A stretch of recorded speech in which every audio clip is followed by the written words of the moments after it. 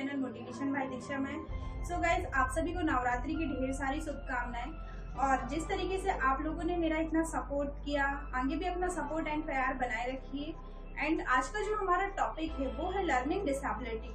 आज हम डिस्कस करेंगे पीपीटी के माध्यम से कि अधिगम अक्षमता क्या होती है।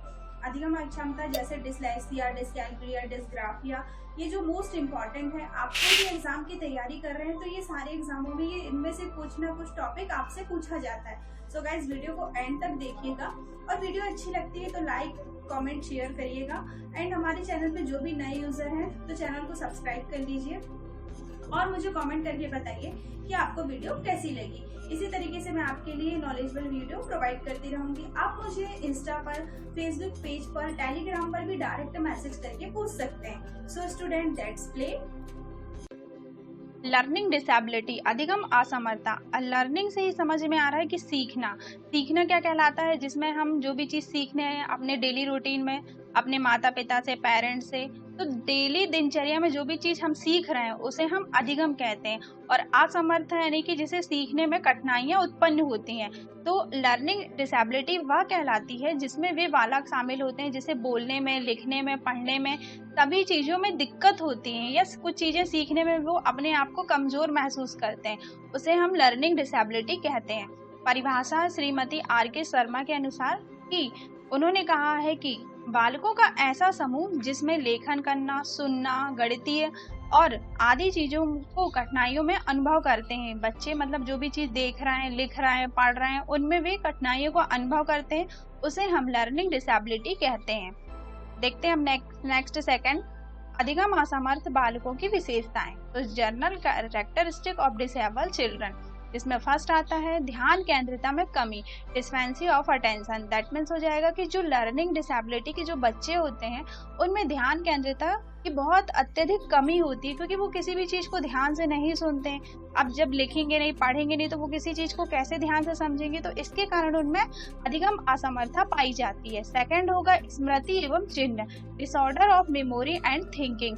दैट मीन्स हो जाएगा कि किसी भी स्मृति या चिन्हों के माध्यम से उनमें कमी पाई जाती है। वो सही तरीके से नहीं जान पाते कि प्लस, माइनस, मल्टीप्लिकेशन, कहाँ कैलकुलेशन करना है, कहाँ क्या चीज़ों का यूज़ करना है, उनमें ये चीज़ों का अभाव होता है। नेक्स्ट है अत्यधिक क्रियाशीलता, इमोशनल। जो अधिगम असमर्थ के जो बच्चे होते हैं वो अत्यधिक इमोशंस होते हैं, अत्यधिक क्रियाशील होते हैं। नेक्स्ट है संवेगात्मक अस्थिरता। दैट मीन्स हो जाएगा हाइपर कैपेसिटी। कुछ बच्चे होते हैं जो बहुत ज़्यादा अस्थिर होते हैं, अपने इमोशंस को कंट्रोल नहीं कर पाते हैं, उनमें इमोशन जो रहते हैं वो अस्थिर होते हैं, कभी भी इमोशन उनके चेंजेस होने लगते हैं। तो ये तो हो गए हमारे अधिगम अस्थिरताओं की विशेषता। अब नेक्स्ट है हमारा अधिगम असमर्थता के प्रकार, importance from of learning disability.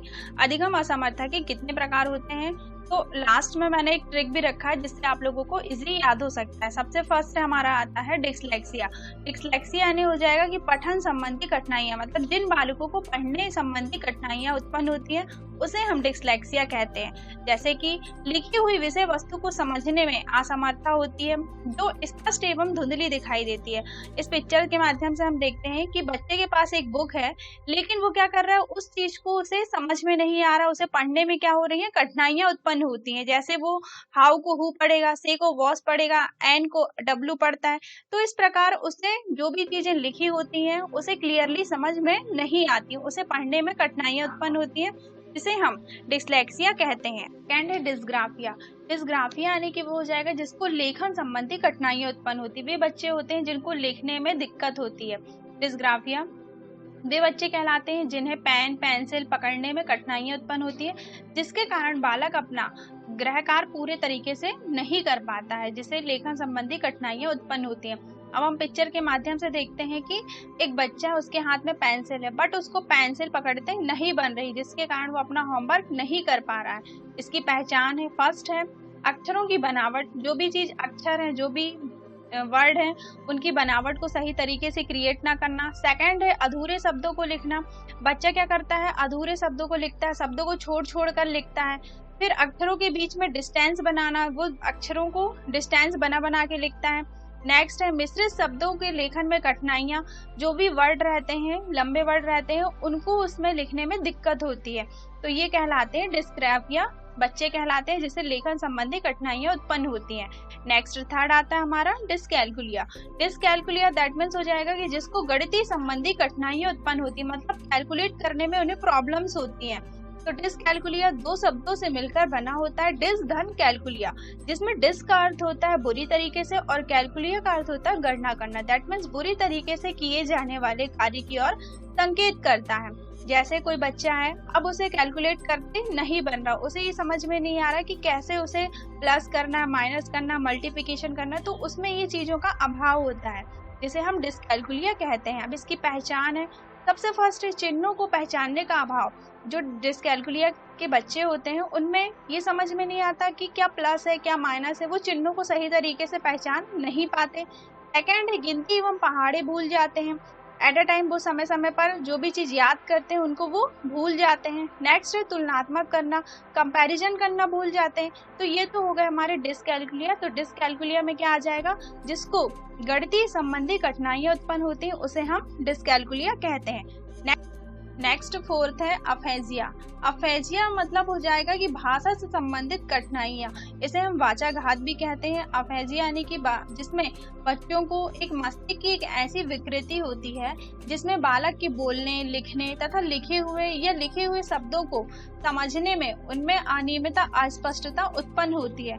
जो हमारे माइंड में एक ऐसी विकृति होती है जिसके कारण जो भी बच्चा होता है उसे सही तरीके से न बोल पा रहा है न लिख पा रहा है, उसके मन में एक अस्पष्टता, अनियमितता उत्पन्न होती है, जिसे हम अफेजिया कहते हैं, मतलब भाषा संबंधी कठिनाइयां होती हैं। देन नेक्स्ट है हमारा फिफ्थ डिस्मोर्फिया। डिस्मोर्फिया से ही समझ में आ रहा है कि एक भ्रम की स्थिति उत्पन्न होती है, जैसे कि यह एक मानसिक विकार होता है, इसमें डाउट वाली स्थिति होती है। पूरे टाइम जो व्यक्ति डाउट के बारे में सोचता रहता है, मतलब उसको ये लगता है कि मेरे शरीर का अंग, कोई भी अंग छोटा है, मतलब वो दूसरों से क्या करने लगता है, कंपैरिजन करने लगता है।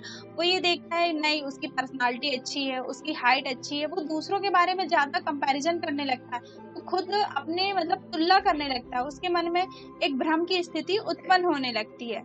अब्राहम लिंकन कहते हैं कि दुनिया में साधारण दिखने वाले लोग, जो दुनिया के जो लोग होते हैं वो सबसे अच्छे लोग होते हैं। तो आप साधारण रहिए, आप अपना काम बहुत अच्छे तरीके से कर सकते हैं। आप अब किसी दूसरे के साथ अपनी तुलना बिल्कुल मत करिए, क्योंकि जो भी तुलना करता है, पूरे टाइम मन में डाउट बनाता है, तो उसे हम डिस्मोर्फिया कहते हैं। तो ये एक बीमारी होती है। तो सो गाइस प्लीज इस चीज को ध्यान में रखिए कि आप अपने मन में किसी भी चीज का डाउट्स मत बनाइए। पूरे टाइम किसी और के बारे में ना सोचकर खुद के बारे में सोचिए। जो भी आपके अंदर जो भी क्वालिटीज हैं उन्हें बाहर निकालिए। आप यदि किसी दूसरे के बारे में सोचते हैं तो आप अपना टाइम वेस्ट करते हैं। तो आप इस बीमारी से हटिए, दूर होइए, तो भ्रम की स्थिति कभी उत्पन्न नहीं होगी। नेक्स्ट सिक्स्थ है डिस्फेजिया। डिस्फेजिया यानी हो जाएगा कि जिसको खाना निगलने में कठिनाइयां उत्पन्न होती हैं। डिस्फेजिया वह होता है जिसमें तरल पदार्थ को निगलने में परेशानियां होती हैं, भोजन के बड़े निवाले, ठीक से ना चबा पाना आदि। यह परेशानी जो होती है वो गले से शुरू होती है, जिसमें हल्की दर्द हो सकती है और जो हमारे गले की जो नली है वो पूरी तरीके से बंद हो जाती है।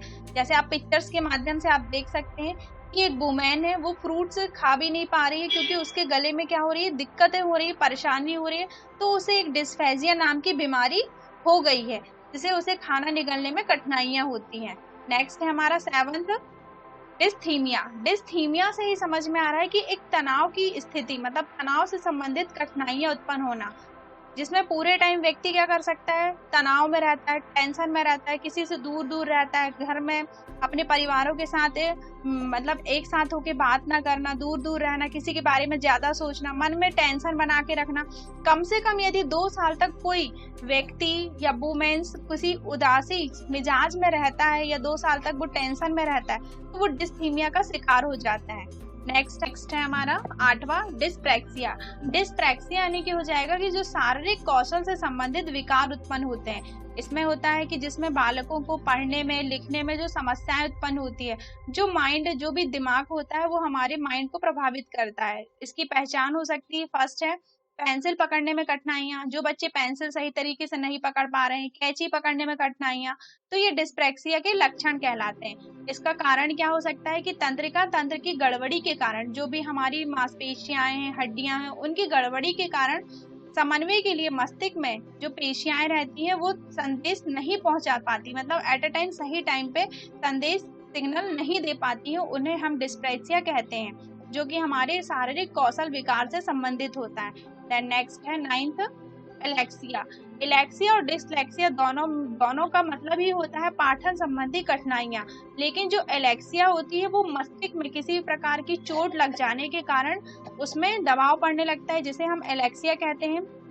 कि मस्तिष्क में किसी भी प्रकार की क्षति होने के कारण बच्चा क्या करता है, उसमें पढ़ नहीं पाता, उसने पढ़ने में दिक्कतें होती हैं। इसे अंधता या पाठ अंधता के नाम से जाना जाता है। जैसे एक बच्चा है, पिक्चर्स के माध्यम से आप देख सकते हैं, उसके माइंड में यदि चोट लग गया है तो उसे पढ़ने में क्या हो रही है, दिक्कत हो रही है, तो यह एलेक्सिया नामक बीमारी से ग्रसित होता है। जरूरी नहीं होता कि एलेक्सिया के कारण अफेजिया एवं डिस्ग्राफिया जैसी अधिगम आसक्ता होना भी संभव हो, लेकिन प्रत्येक स्थिति में यह आवश्यक नहीं होता है। नेक्स्ट 10th है आपका अप्रेक्सिया। अप्रेक्सिया यानी कि जो अधिगम डिसएबिलिटी होती है, जिसका अर्थ होता है गामक संबंधी विकार होता है। तो अप्रेक्सिया एक शारीरिक विकार होता है जिसके कारण व्यक्ति अपनी मांसपेशियों का प्रयोग नहीं कर पाता है, जिसे हम सूक्ष्म गति कौशल कहते हैं। जैसे फॉर एग्जाम्पल जो भी बच्चा है उसे लिखने में, चलने में, बोलने में आदि में निपुण नहीं हो पाता, वो अप्रेक्सिया का शिकार हो जाता है। इसका जो मुख्य कारण होता है कि उसके मस्तिष्क में चोट पहुंच जाने के कारण इस स्थिति में बच्चा अप्रेक्सिया का शिकार हो जाता है, तो इसे गामक संबंधी विकार कहते हैं।